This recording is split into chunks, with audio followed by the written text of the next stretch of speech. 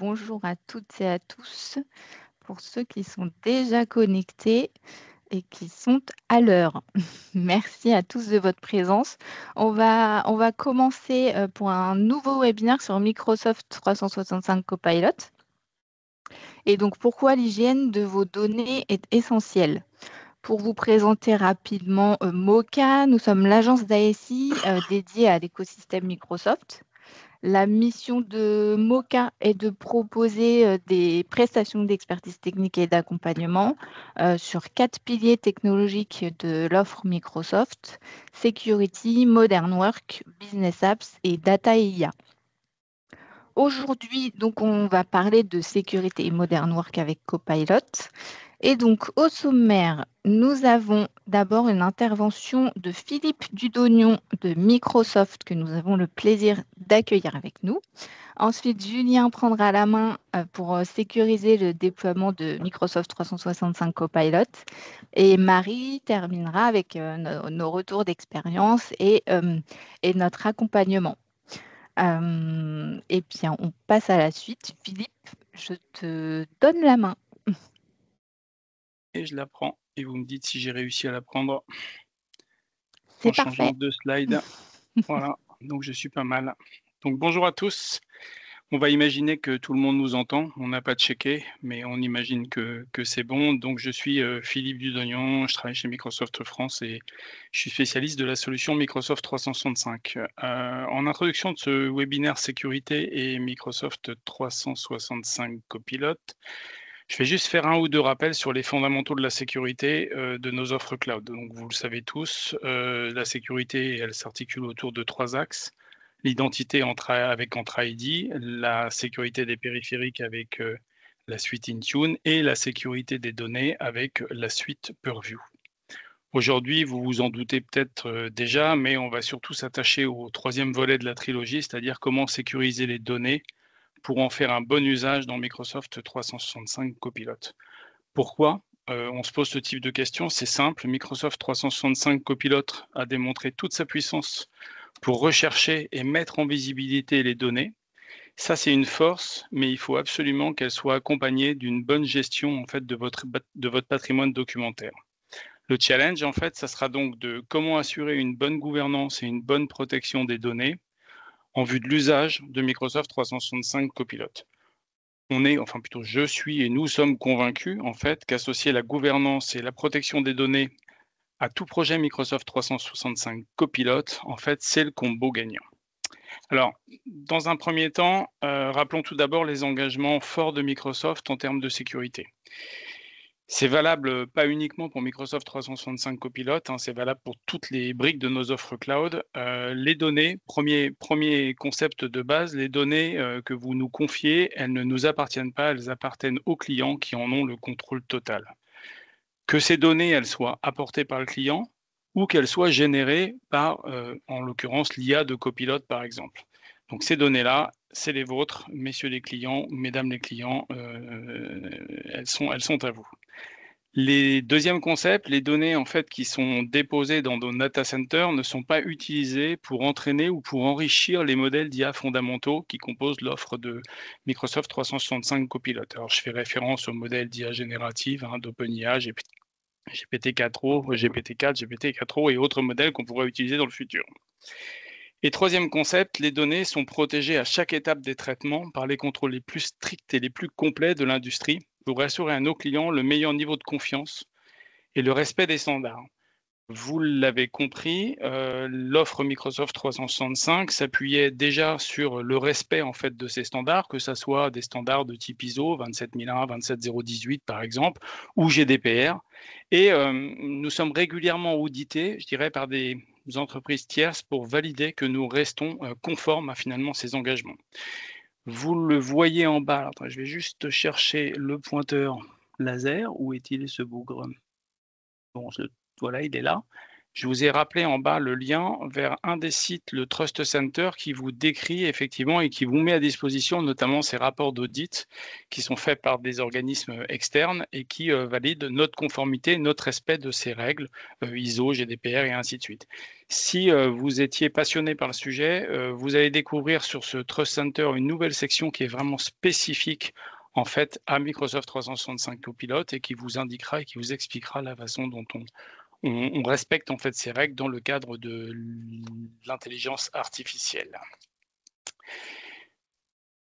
Microsoft 365 Copilot a été construit comme pour l'ensemble de nos offres en respectant notre approche globale qui est basée sur, et nos engagements qui sont basés sur la sécurité, la conformité et la confidentialité. En respectant de plus les concepts d'une IA responsable, c'est-à-dire une IA qui est basée sur l'équité, la fiabilité, la confidentialité, la sécurité, l'inclusion, la transparence et la responsabilité. Donc ça, c'est effectivement les concepts de base qui sont apportés par Office 365, Microsoft 365, sécurité, conformité, confidentialité, mais aussi des nouveaux concepts autour d'une IA qui soit responsable et qui va vous permettre effectivement d'éviter un certain nombre de défiances ou de déviances que pourrait obtenir une IA. Ensuite, d'un point de vue protection des données, Microsoft 365 Copilot en fait s'appuie sur un modèle de droit d'accès.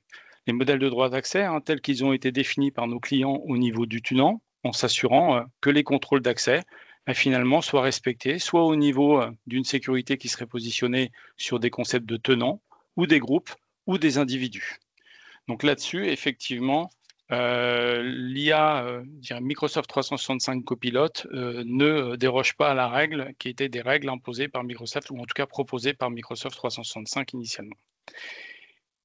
Ce schéma, vous l'avez certainement déjà vu. Je vais évidemment pas m'en servir pour vous montrer comment un utilisateur qui fait un prompt et quel sera le cheminement en fait pour jusqu'à ce qu'il obtienne une réponse de l'IA générative, mais plutôt pour m'en servir pour montrer qu'il y a deux axes pour améliorer ou en tout cas pour travailler sur la sécurité dans Microsoft 365 Copilot. Le premier axe, il va se situer au niveau de l'orchestrateur de Copilot, où là, on va retrouver un certain nombre de mécanismes qui vont vous permettre, de l'engine de Copilot, qui vont vous permettre de monitorer en fait ce qui se passe d'un point de vue prompt, de monitorer ce qui se passe d'un point de vue réponse du LLM à l'utilisateur et d'avoir toute la traçabilité qui va être proposée par Copilot. Donc ça, c'est la première brique de sécurité, c'est la brique proposée par l'orchestrateur. Dans un projet d'IA générative ou Microsoft 365 Copilot, le deuxième point qui va être important d'un point de vue sécurité, ça va être de travailler en amont et d'augmenter l'hygiène des données qui vont être présentées à cette fameuse IA générative. Donc là, pour le coup, effectivement, au travers du monitoring ou en tout cas des accès, de la protection des données ou de la gestion du cycle de vie, on va être capable effectivement d'améliorer l'hygiène des données et ainsi d'adresser le deuxième axe de la sécurité dans l'offre Microsoft 365 Copilot. Alors pourquoi effectivement on fait tout ça? Parce qu'on a vu que utiliser des outils d'IA générative allait mettre en avant un certain nombre de risques en fait. Et on a essayé de les reclassifier autour de ces trois axes. Donc, le premier axe est un axe de fuite de données, donc une diffusion qu'on va qualifier probablement de plutôt involontaire. Et là, elle va être générée soit par Copilot lui-même, ou soit par des utilisateurs. Donc, dans le cas d'une gestion par Copilot lui-même, on va nous-mêmes positionner des guidelines qui vont faire que si un document qui a servi de source à Copilot est un document qui avait un niveau de protection X, qu'à minima, le niveau de protection X soit aussi appliqué sur la donnée qui va sortir au travers de l'outil d'IA générative. Ensuite, on va effectivement aussi avoir des fuites de données qui vont être utilisateurs. Et là aussi, on va proposer au travers d'autres briques de notre offre de protection Purview, des mécanismes de DLP, par exemple, qui vont éviter de faire fuir la donnée. Le deuxième risque identifié, c'est un risque de surexposition des données. En l'occurrence, on parle aussi de partage excessif.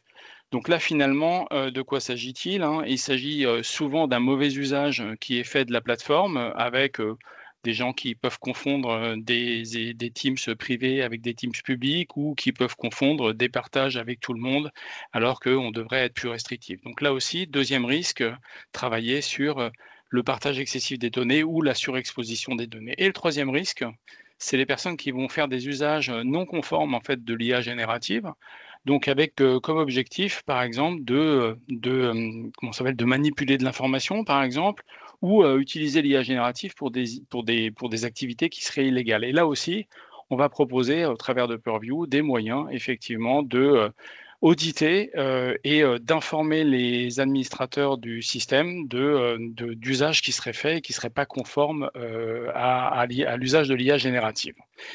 Julien va rentrer en détail sur tous ces points-là et je me permets de lui céder ma place. Julien, si tu veux bien prendre le contrôle, je te laisse. Parfait, merci Philippe, ça a permis d'introduire et puis on va rentrer un petit peu plus en détail par la suite. Alors je vais reprendre la main.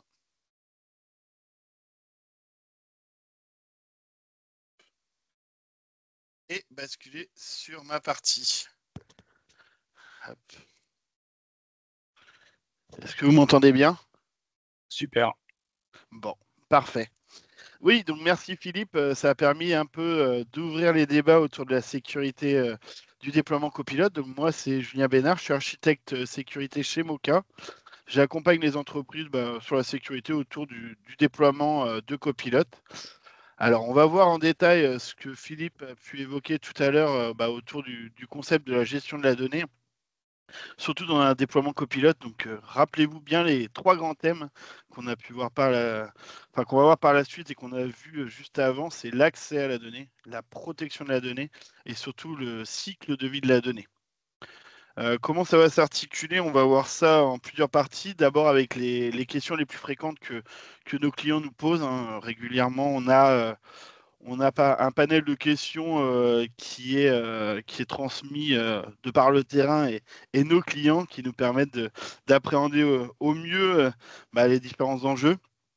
Ensuite, on va voir les fondamentaux, comment s'articulent les parties intégrantes de Copilot. Et on terminera par les recommandations de Microsoft concernant la sécurisation des différentes parties dans le cadre d'un déploiement copilote. Donc, on va partir sur deux aspects.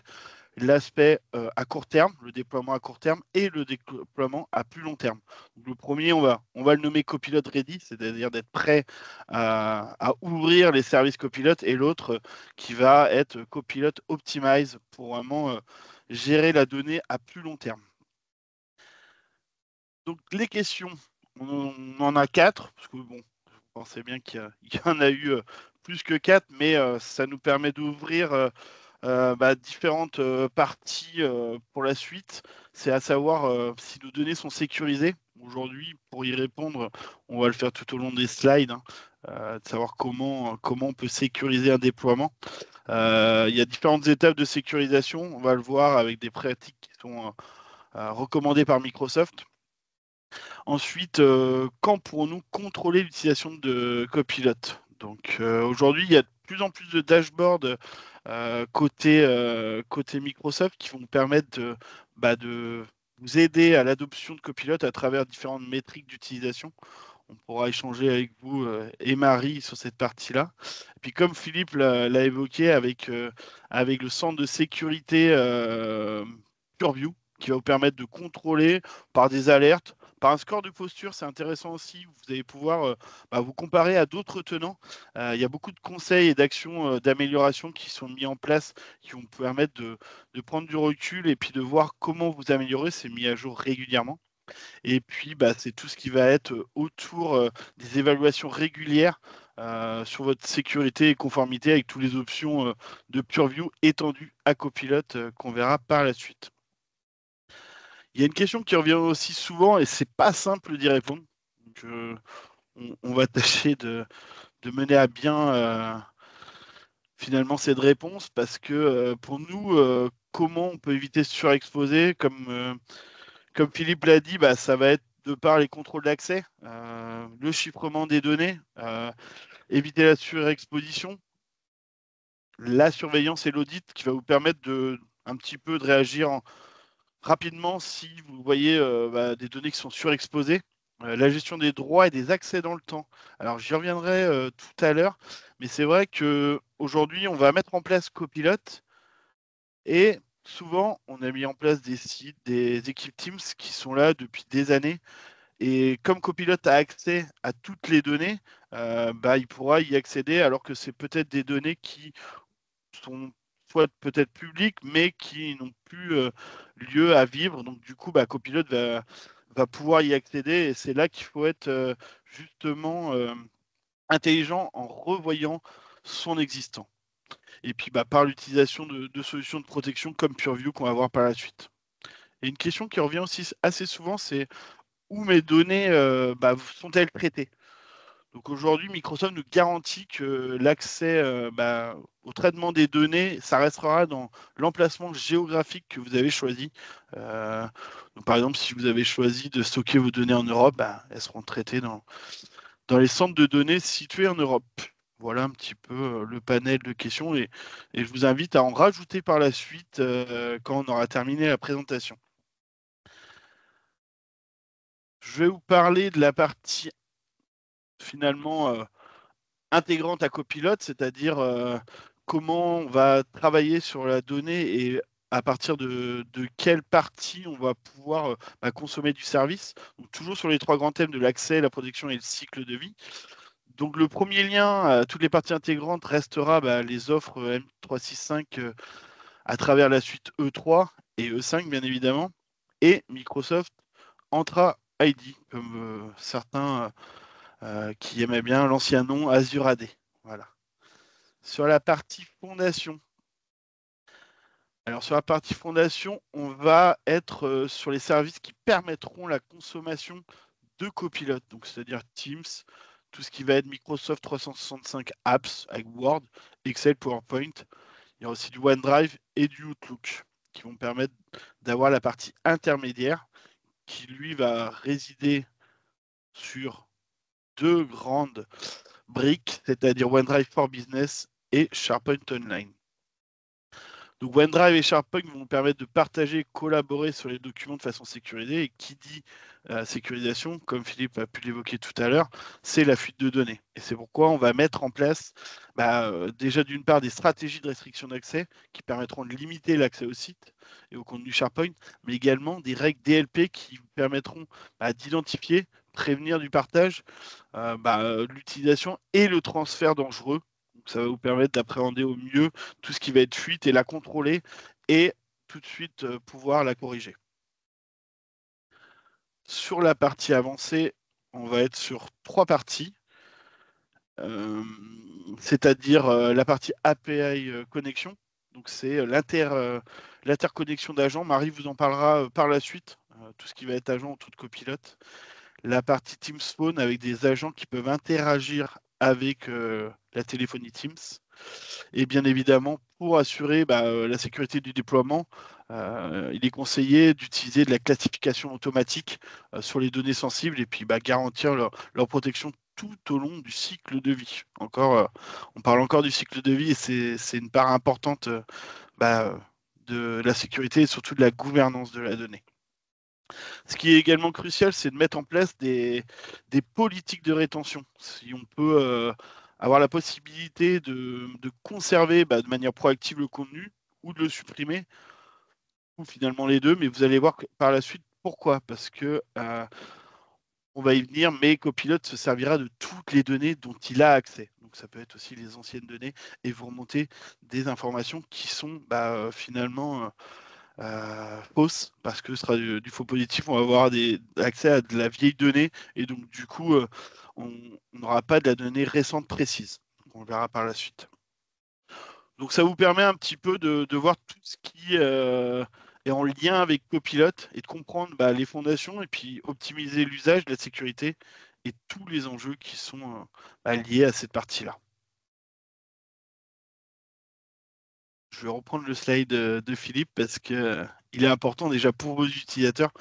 C'est pour ça qu'on conseille celui-là de le diffuser et justement le montrer à tous vos utilisateurs pour qu'ils comprennent bien les enjeux autour des risques liés alors à l'IA de façon plus générale, mais là on est sur la partie copilote, donc tout ce qui va être fuite de données, parce que il peut avoir des données qui sont générées par copilote de façon inappropriée, mais sans forcément le savoir. Donc c'est là qu'on va mettre en place ce qui va être des labels, du chiffrement ou encore des règles des DLP qu'on verra par la suite comment ça s'articule.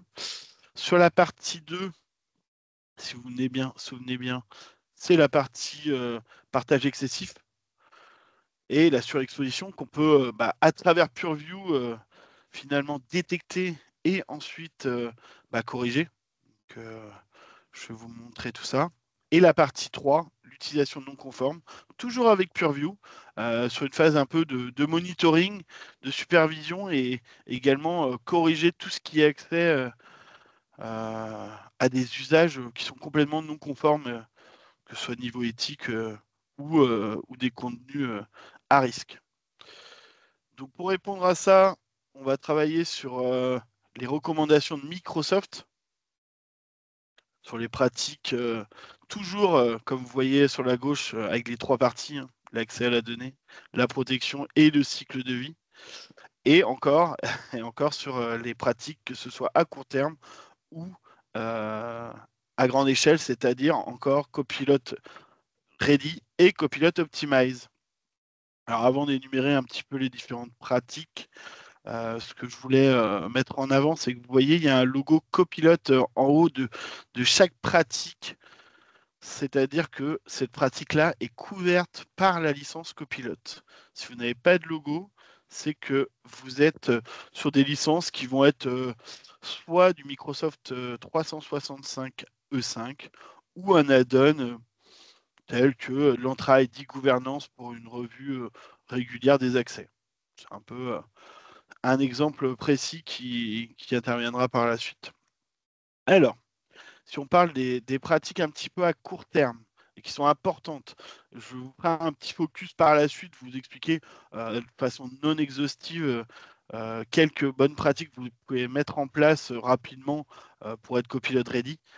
Donc là, ça passera forcément par une gestion des paramètres par défaut au niveau confidentialité, comme je vous disais, de revoir et d'ajuster l'existant avant de déployer Copilot. Hein. C'est quelque chose qu'on martèle, mais c'est très important parce qu'il y a beaucoup de données qui sont anciennes et c'est des sites qui peuvent être surexposés depuis quelques temps.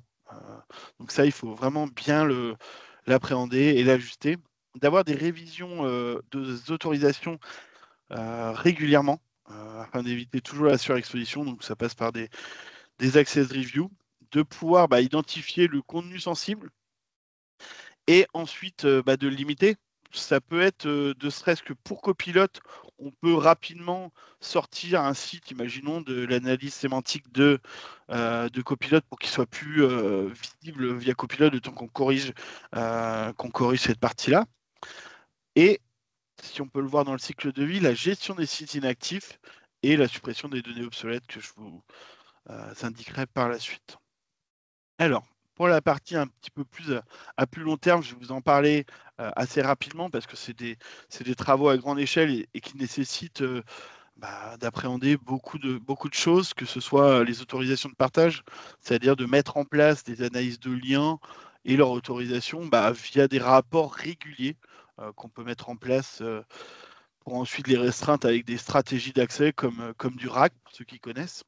Donc ça, c'est vraiment à long terme ce qu'il va falloir étudier, de voir si l'accès est toujours viable, si on doit le réduire, si sa surface d'exposition n'est pas trop importante. Il faut aussi effectuer des accès réguliers, c'est-à-dire de revoir avec, imaginons une licence Entra ID Gouvernance, les accès. Si la personne a toujours nécessité d'avoir accès au site, peut-être que c'était un accès qu'il avait besoin sur un temps, le temps d'un projet, mais derrière, il n'y a plus besoin. Donc, on va mettre en place un accès régulier, alors de façon automatique, où la personne va pouvoir effectivement recevoir un message à savoir s'il doit toujours accéder ou non au site et pouvoir décliner ou non. Ensuite, c'est de gérer le cycle de vie des droits utilisateurs, toujours avec des révisions, mais à plus grande échelle, et on va pouvoir mettre des expirations. la classification des données qui est très importante. Alors quand je parle de classification, on va être sur tout ce qui va être étiquetage automatique, les étiquettes de sensibilité, afin de protéger les données les plus sensibles. Alors ce qu'il faut savoir, c'est que comme copilote, euh, il a la possibilité d'accéder partout où il a le droit. Là, copilote, lui, va aussi pouvoir respecter les étiquettes appliquées à son contenu.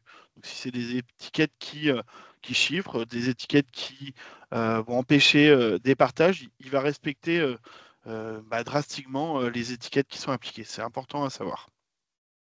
Tout ce qui va être DLP, on en verra une partie un peu réduite pour être copilote ready par la suite, mais à savoir qu'on peut déployer une stratégie de perte de données à grande échelle, c'est-à-dire sur la partie messagerie Exchange, sur SharePoint, sur OneDrive, même sur la partie endpoint, si on couple vos différents devices à la brique Intune, mais on peut aussi le faire sur des répertoires on-premise afin d'empêcher le partage excessif ou accidentel.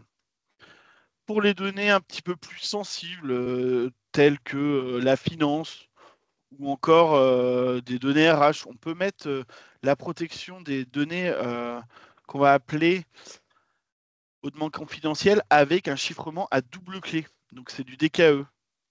Copilot ne pourra pas accéder à du DKE.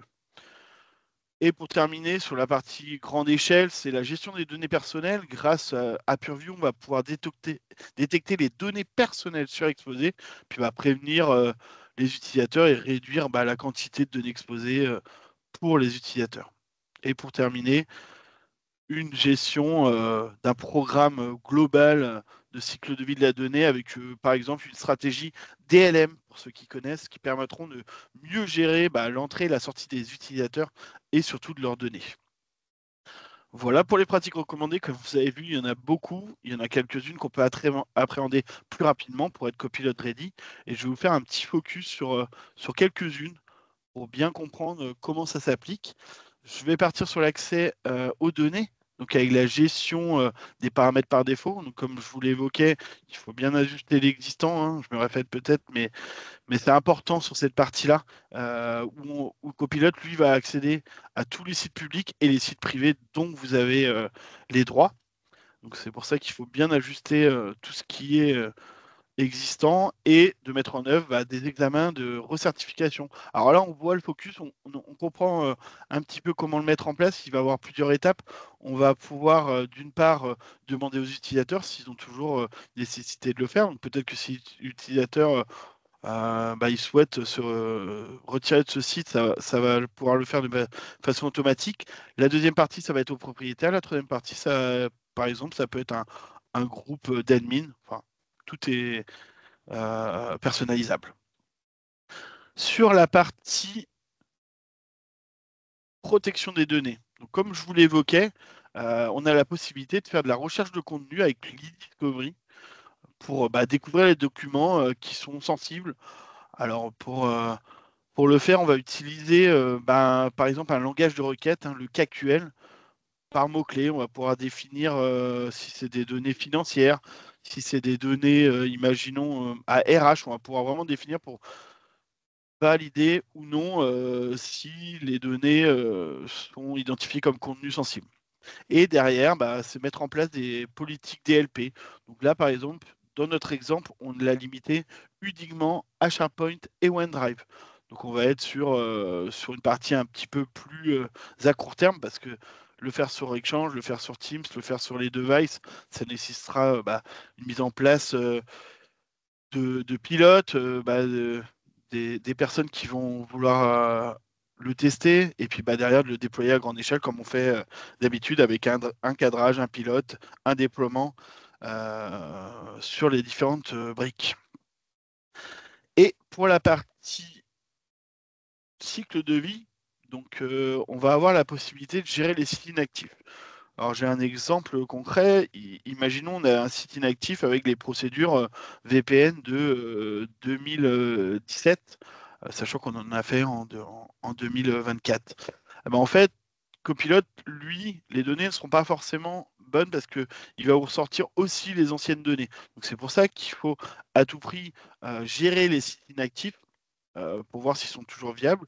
Alors là, l'exemple en date, c'est juste de gérer la partie propriétaire. On va pouvoir mettre des mécanismes qui vont demander soit aux utilisateurs de passer propriétaire parce qu'il n'y en a plus, ou aux admins d'en mettre, et puis après derrière d'analyser la donnée et peut-être utiliser, comme on peut le voir sur la droite, un mécanisme comme PureView Data Lifecycle Management qui va lui supprimer les anciennes données pour éviter que ça remonte et éviter que vous ayez des mauvaises informations dans Copilot et que vous ne soyez pas content du résultat.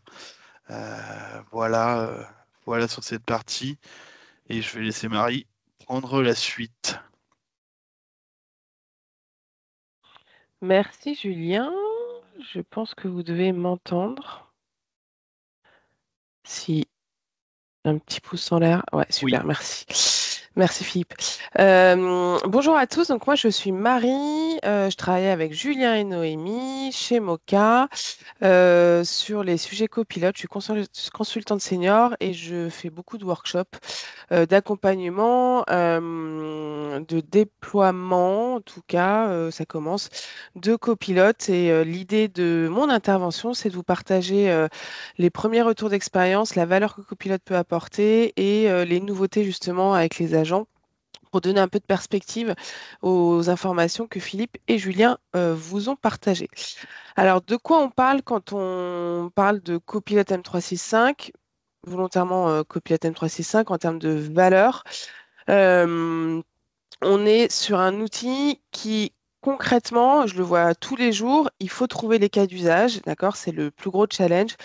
Mais, et on le voit aussi en interne, nous, chez Moka, l'IA, avec Copilot, permet à la plupart des collaborateurs de gagner du temps, d'aider à la concentration, d'apporter de la créativité et du coup, potentiellement, à terme, d'avoir un impact sur l'engagement des collaborateurs. Donc, ce qui est en jeu avec Copilot, c'est vraiment pas forcément. Alors, la productivité.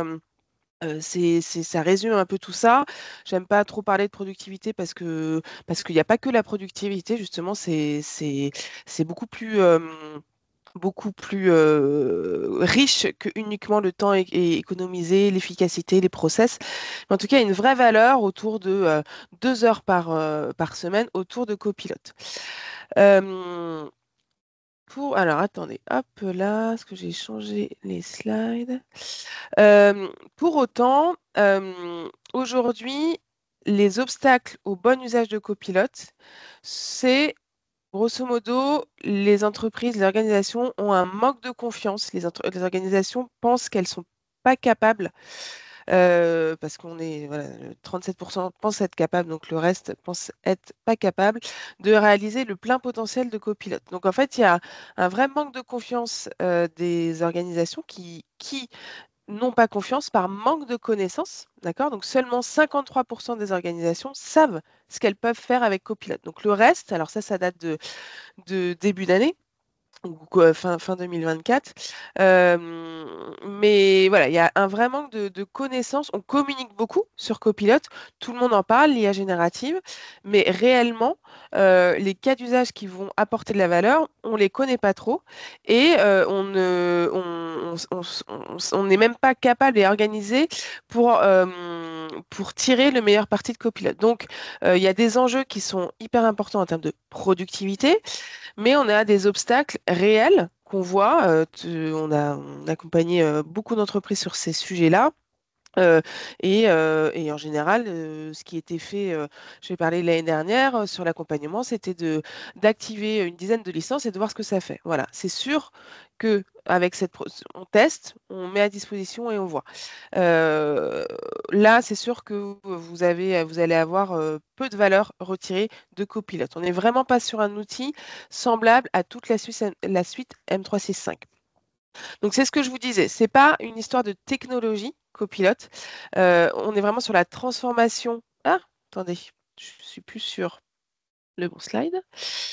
C'est pas une histoire de technologie copilote, on est vraiment sur une transformation de l'entreprise via l'IA. D'accord? C'est ce qui est vraiment en jeu. Parce que justement, cet outil, c'est un vrai assistant qu'il faut appréhender, qu'il faut savoir quelles questions lui poser, comment lui poser, le prompt à sa valeur. Donc les points d'attention en termes de change et d'accompagnement aux collaborateurs, c'est qu'il faut considérer que Copilot M365, ce que je vous disais, c'est pas un outil de plus de la suite. Il faut accepter de perdre du temps pour en gagner. Voilà. Et ça, souvent, on me dit, encore ce matin, je faisais une restitution où des collaborateurs nous disait, enfin, je faisais la restitution de collaborateurs qui disaient, bah, moi, je veux bien tester l'IA, mais en fait, que si ça m'apporte de la valeur. Mais je veux être sûr que ça m'apporte de la valeur avant d'y aller. Et bah, Copilot, on n'est pas forcément là-dessus. Il faut l'appréhender. Pour l'appréhender, il faut la tester. Il y a des cas sur lesquels ça va fonctionner, d'autres cas où ça va pas fonctionner. Même moi qui fais du Copilot toute la journée, je vais vous dire, bah, on va tester. Parfois, ça fonctionne, parfois, ça fonctionne pas parce qu'il y a votre graphe et pas forcément le même. L'outil change beaucoup. Voilà, donc ça, c'est la première chose. Donc, c'est être vraiment dans une culture d'apprentissage continu.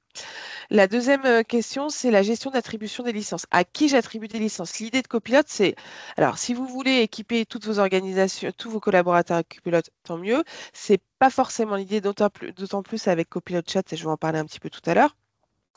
Mais il y a l'idée, c'est vraiment d'identifier les cas d'usage autour de Copilot, autour de l'IA générative pour adapter les licences qui correspondent. C'est-à-dire que certains collaborateurs, vous allez leur donner une licence Copilot Chat 365, donc que le chat, et d'autres Copilot 365. Vous allez avoir accès au graphe et accès à Copilot dans les applications. On va le voir après. D'autres, vous allez leur donner que Teams Premium. D'autres, vous allez leur donner pas du tout de licence sur ces. Enfin, vous avez au moins le chat, mais l'idée, c'est de pouvoir identifier ces cas d'usage, questionner vos métiers et il y a il y a un gros volet sur l'accompagnement au changement, la sensibilisation, la manipulation pour justement aider vos collaborateurs en s'appuyant sur des champions, des super users, des pilotes au sein des métiers pour identifier les cas d'usage. Donc, on est vraiment dans une configuration complètement différente et même de Teams dans laquelle il y avait beaucoup d'accompagnement au changement. Là, sur Copilot, on va, si vous vous dites bah, l'adoption va se faire de façon naturelle, il y a beaucoup de chances que les collaborateurs ne sachent pas prompter, ne sachent pas comment y aller. Et puis, il y a un dernier élément, évidemment, qui est fondamental, c'est le support des sponsors exécutifs pour situer et positionner la valeur de l'IA dans l'entreprise. À quel objectif stratégique ça correspond? Comment utiliser l'IA dans mon entreprise? Est-ce que j'utilise Copilot ou est-ce que j'utilise ChatGPT? Pourquoi j'utilise pas ChatGPT? Quels sont les enjeux derrière? Est-ce que j'active tout le temps l'enregistrement de l'IA dans mes meetings, par exemple? Et ça, on a vraiment besoin. Ça, c'est une réflexion d'entreprise qui est capitale pour embarquer tous les collaborateurs. Ce qu'on identifie dans la courbe d'adoption de l'IA, tout commence par l'accès. Donc, les dirigeants d'entreprises doivent décider comment fournir cet accès large à l'IA, tout en ayant des budgets limités. Donc, c'est ce à quoi correspond Copilot Chat M365, je vais vous en parler tout à l'heure. Ensuite, il y a le ROI, le fameux retour sur investissement. C'est là où les agents vont vraiment vous apporter la valeur en accélérant et en mettant l'IA au service des process et non pas des individus. Et puis, un dernier élément qui est capital, alors on ne l'a pas encore dit, il me semble, pourtant on a parlé de données, mais la gouvernance, elle est hyper importante, la gouvernance des agents, mais la gouvernance aussi de tous les outils d'IA générative. C'est capital pour justement gérer efficacement cette constellation d'agents, maîtriser la consommation de ces agents, qui n'est pas forcément, qui n'est pas gratuite. Voilà, donc l'IA dans l'entreprise, il faut déjà maîtriser l'accès pour avoir du ROI, notamment avec les agents, et il y a des questions de gouvernance liées à ça. Aujourd'hui, où est-ce qu'on en est par rapport au parcours de valeur et qu'est-ce qu'on voit, nous, chez nos clients? Il y a certainement, enfin, on est convaincu qu'il y a une mobilisation, et on le voit, des organisations autour de l'identification des cas d'usage de productivité individuelle. D'accord? Donc, c'est la brique du bas. Je vais faire, voilà, je vais sortir le pointeur aussi, comme Philippe. Donc ça, on a beaucoup d'entreprises, le principal des entreprises, des organisations ont commencé à identifier les cas d'usage et ont un avis sur l'apport de copilote sur la valeur individuelle. Ce qui est en train d'arriver, et ce sont justement, et poussé fortement par Microsoft justement avec l'arrivée d'M365 Copilot Chat, c'est l'IA au niveau des process, au niveau des services, notamment avec les agents. Et là, on va avoir des questions de gouvernance, des questions de gestion de licence entre qui a Copilot Studio, qui va avoir Copilot Chat et qui va avoir Copilot M365. De quoi on parle? Je suis sur 2, hop. On parle... On parle de ce qui est sorti il y a 3 semaines, 1 mois aujourd'hui. Vous avez sur ce slide, à gauche, Copilot 365 Copilot Chat qui est sorti il y a 3-4 semaines et M365 Copilot, d'accord? Jusqu'à maintenant, on avait cette licence-là uniquement à 30 $, 28 € par mois par utilisateur, qui donnait accès au chat, aux agents, à Copilot dans les applications, à Copilot aussi dans des données du graphe et à tout ce qui est système et monitoring de Copilot dans mon administration. Microsoft a comme ambition aujourd'hui de permettre aux organisations de donner accès à l'IA générative à l'ensemble de ses collaborateurs. C'est pour ça qu'ils ont créé Microsoft 365 Copilot Chat. C'est cette nouvelle offre qui ajoute les agents payants, d'accord, à l'utilisation depuis l'expérience de chat gratuite pour des clients entreprises, d'accord? Donc, avec Copilot Chat, vous avez l'ensemble de vos équipes qui peuvent utiliser dès aujourd'hui Copilot, sauf la version web, d'accord, la version travail et les copilotes dans les applications, mais qui peuvent utiliser Copilot et les agents. D'accord? Donc, il y a dans cette solution-là, dans M365 Copilot Chat, vous avez le chat IA gratuit et sécurisé sur les données web, les agents accessibles directement dans le chat et facturés à l'utilisation, donc il y a une facturation séparée, et un ensemble de contrôles IT relatifs à la protection de données, d'entreprise et à la gestion des agents.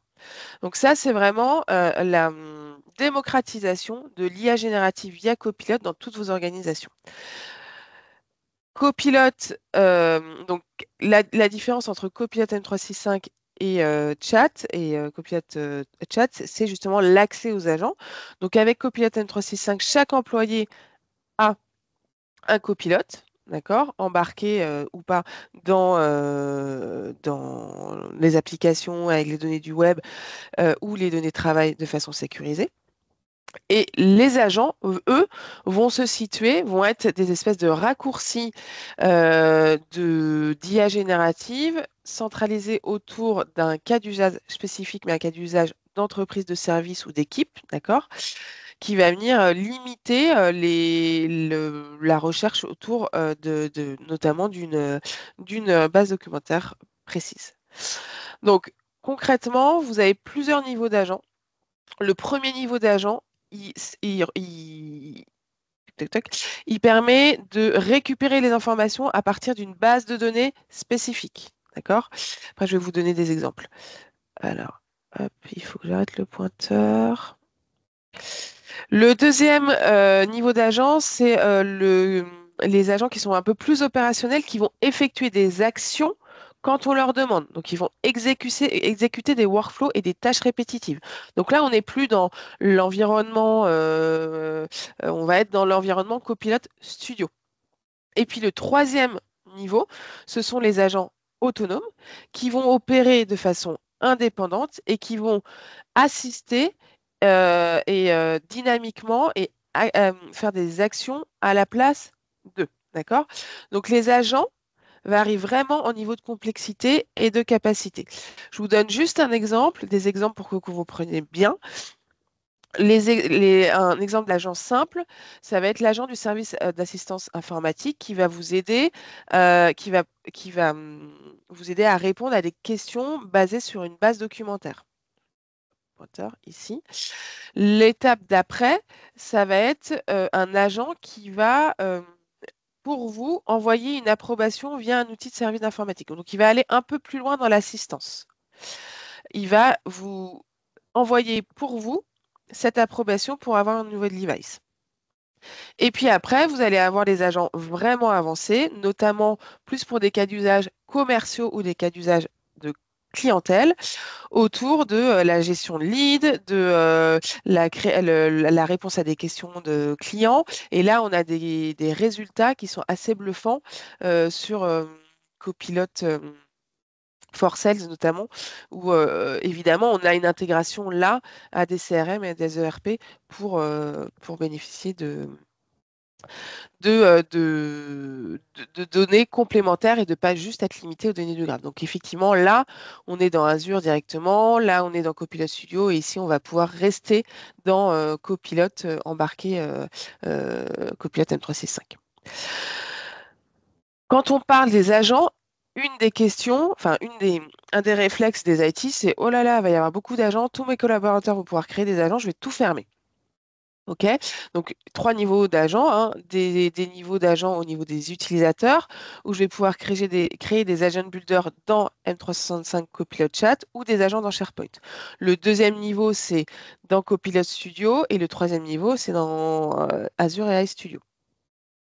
Et ces agents-là, on a des questions évidemment de gouvernance. Comment est-ce que je fais pour former mes collaborateurs et m'assurer que mes collaborateurs sachent former, sachent créer des agents, même des agents SharePoint, des agents builders. Comment est-ce que je fais pour savoir s'il y en a déjà un qui existe, mettre en avant celui qui existe, comment le communiquer, comment les répertorier et comment, évidemment, former mes collaborateurs. Comment est-ce que je permets à mes collaborateurs d'avoir accès soit à Agent Builder, aux agents SharePoint, à Copilot Studio.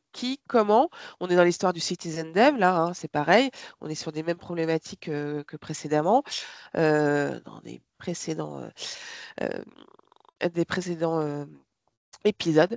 Et là, voilà, qui a accès à quoi? À qui je donne accès juste aux agents simples dans Agent Builder, aux agents dans SharePoint, à Copilot Studio ou Azure AI. Et ça, c'est lié évidemment à la formation et à la compétence. Évidemment, les équipes IT risquent de faire de la résistance, comme avec le Citizen Dev jusqu'à maintenant. Donc, comment est-ce qu'on combat ça et est-ce que c'est justifié? Est-ce que c'est pas justifié? Parce qu'évidemment, ça va leur donner de la maintenance supplémentaire. Comment est-ce que je gère la complexité de l'intégration par rapport aux différentes sources de données? Ici, on est sur des données M365, donc SharePoint, OneDrive, dans le graphe. Ici, on va pouvoir élargir et ici encore plus. Donc, comment est-ce que je gère ça? Est-ce que mes données sont prêtes? Ça fait écho à ce que Julien et Philippe vous partagez? Et puis, évidemment, comme dans tout nouveau service, comment est-ce que je maintiens? Comment est-ce que je supporte ça? Et comment est-ce que je communique ça à mes collaborateurs? Donc, les agents, ce qui est la grosse promesse autour de l'IA générative et pour laquelle on est effectivement convaincu, sont accessibles avec Copilot, M365 Copilot Chat de façon beaucoup plus large qu'auparavant. Attention, il y a des problématiques d'adoption qu'on vous a mentionné avec l'importance d'avoir des sponsors exécutifs et de donner du sens à ce changement. Je finis juste par vous présenter les workshops copilotes que Microsoft finance pour ses clients. Donc aujourd'hui, ça fait partie des initiatives qui viennent pousser le déploiement de Copilot en France. Donc Microsoft a formé des partenaires dans ce sens-là. Donc nous sommes Moka Partenaire Ready sur ces sujets-là.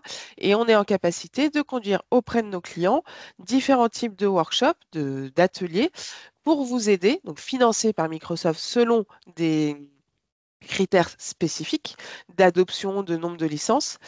Mais ce sont des ateliers qu'on peut conduire auprès de vos organisations pour identifier des cas d'usage, mobiliser l'IT, le projet, les décisionnaires, vous donner un plan d'action et vous faire réfléchir sur ces sujets-là. On peut aussi plutôt sur c'est le Proof of Value et le Deployment Accelerator, vous aider dans le déploiement. Donc en vous aidant sur l'identification des champions, et comment est-ce que j'identifie et que sur la base de cas d'usage, je vais continuer le déploiement de M365. Voilà. Je m'arrête là et je te redonne la main, Noémie. Merci beaucoup Marie et puis merci à nos 3 intervenants. N'hésitez pas à poser vos questions dans la conversation. Je vous ai mis un petit message également de remerciement, bien évidemment, de votre participation. Vous avez aussi un forms que vous pouvez compléter pour nous donner votre avis sur l'événement, nous proposer d'autres sujets, nous poser des questions. Voilà, ce formulaire est ouvert. N'hésitez pas à vous exprimer et justement à nous dire si vous voulez aborder différents sujets lors d'autres webinars. Ça va nous aider à répondre à vos besoins un maximum. Et bien sûr, le replay sera disponible sur notre chaîne YouTube et le site d'ASI. On a une petite question. Avant tout projet Copilot doit intervenir un projet de migration SharePoint. Copilot ne pouvant pas aller chercher les infos sur un serveur local. Ouais. Copilot Ça- M365, ça va venir scanner ça va venir scanner la donnée web et la donnée d'entreprise dans la mesure où cette donnée d'entreprise elle est disponible sur le graphe, donc effectivement sur SharePoint ou OneDrive et si c'est sur votre serveur local, à part utiliser du studio pour faire une connexion, mais là on est sur les problématiques des agents, mais sur Copilot M365, non, on est sur l'environnement Copilot, Microsoft, pardon, SharePoint, OneDrive. Donc, pour répondre à la question, aurons-nous accès à la présentation en téléchargement? Vous aurez accès au replay et pour des besoins plus spécifiques, effectivement, on pourra vous transmettre la présentation. Il faudra juste le mentionner dans le formulaire ou m'envoyer un mail. Vous avez eu mes coordonnées, c'est moi qui vous contactais pour vous inviter au webinar. Donc n'hésitez pas à revenir vers moi et à m'écrire pour toute demande particulière. Si pas d'autres questions, on va terminer cet événement. Merci beaucoup à tout le monde et puis bon après-midi.